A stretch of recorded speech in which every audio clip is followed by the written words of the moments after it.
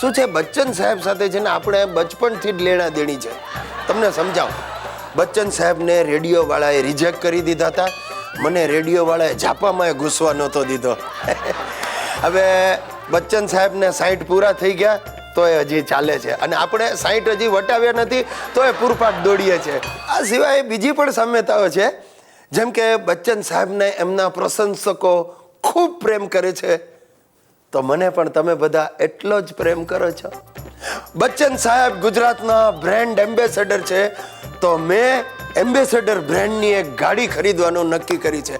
આવી તો કઈ કેટલી સામ્યતાઓ છે. ચાલો ભાઈ હવે મને વધારે ઉશ્કેરતા નહીં. હવે મારા રિયાઝનો સમય થઈ ગયો છે.